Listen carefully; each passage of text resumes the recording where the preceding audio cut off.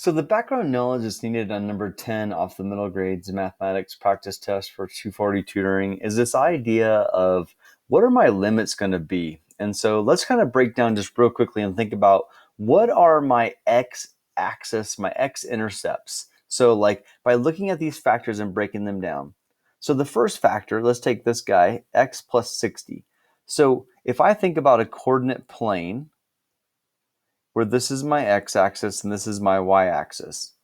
The value for right there that will make that equal to 0 is x equals negative, sorry about that, negative 60.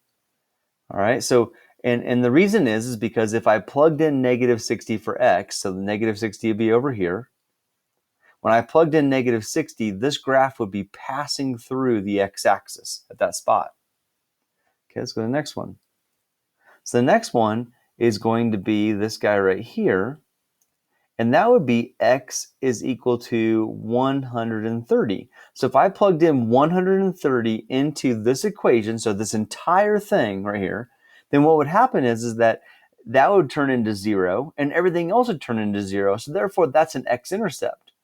So positive 130, this is approximate places, that would be positive 130. That means that x equals 130. Once again, I would be crossing the x-axis. That would be an x-intercept. My y values would be equal to 0. So the output, the y value right here, would be equal to 0 because if this was 0 in orange, then everything else would be 0 because if you multiply by 0, you get 0. All right, the next one. So this is the idea of what x-intercepts are and what they do for us as far as like looking at values. So in this case right here, in order to make this one equal to 0, it'd be x is equal to negative 210. So if I had an x value of negative 210, which would be like someplace out here, right? Like that's not drawn the scale. At that spot right there, this function would be crossing the x-axis. All right, last one would be x is equal to 85. So what these are called, what I've listed right here, are called the zeros of the function. The zeros are also known as your x-intercepts.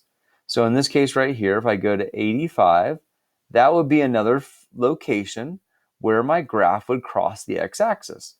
So what I've found is I've found my 4 zeros for this function. I've got at negative 60 in red, positive 130 in orange, negative 210 in blue, and 85 in pink. So now the question is that what kind of window should I give to be able to view all this? Well, I know by looking at this, I know that I can make the assumption that the smallest x-intercept I'm going to have is somewhere around negative 210, and the biggest is going to be around 130. So this would work. Negative 10,000 to positive 10,000 would work, but like that would be like way more information than we needed. Negative 100 to positive 100 would only take you from like right there to like right there, and you would miss out on the 210 and the 130. So that one doesn't work because it doesn't include our most extreme x and y intercepts. Negative 130 and 210, those are backwards. So if I only did negative 130, I'd be like right here, and positive 210 would be over here. So I would miss the negative 210, but I get to see the positive 130, but I want to see both interceptions, so that doesn't work.